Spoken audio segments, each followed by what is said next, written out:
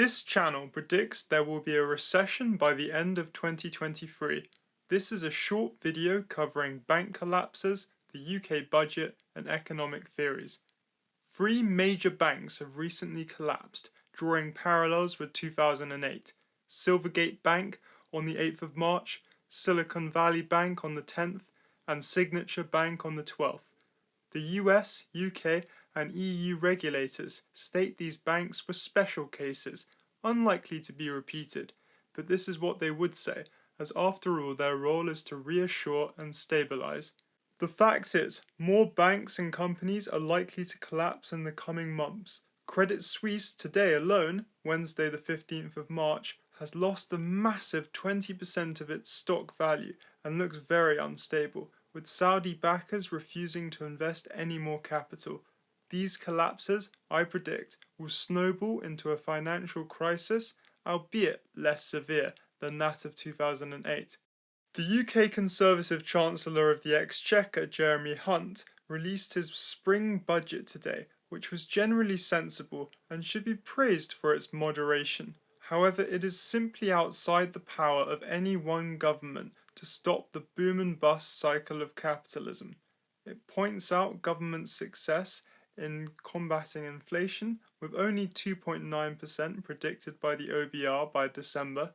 It also keeps the energy price guarantee at £2,500 till June, saving hard-working British families millions, sets up the Great British Nuclear, keeps the freeze on fuel duty, and granting a package of measures designed to get long-term sick, universal credit claimants, older workers, and parents with children under 3 back to work.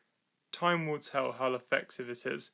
The main reason I believe a recession will happen this year is because of critically low consumer confidence and over-leveraged businesses.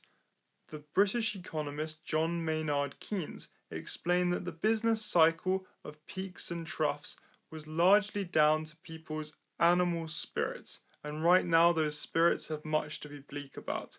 Ukraine, the cost of living crisis, China, and the trigger for a crisis of confidence could well be Silicon Valley Bank. Furthermore, the US economist Hyman Minsky, popular since the financial crisis, stated that after crashes, capitalism starts cautious, but then as time passes, it becomes more daring and eventually reckless and engages in speculation which results in another crash. The process is driven by complacency mixed with greed. The speculation is crypto, and the crash should be soon. Now, I would like to say that my prediction, like all economic predictions, should be treated with caution. Other than the common sense idea that economics deals with people, and people are inherently unpredictable, there are weightier intellectual arguments. Nicholas Taleb argues that the events that really shape our world are black swans, unforeseeable, catastrophic happenings that are then retrospectively written about. And US economist John Muth, with his theory of rational expectations, says people's expectations about the future determines whether, say, the price of a product will rise or whether the whole economy will remain healthy.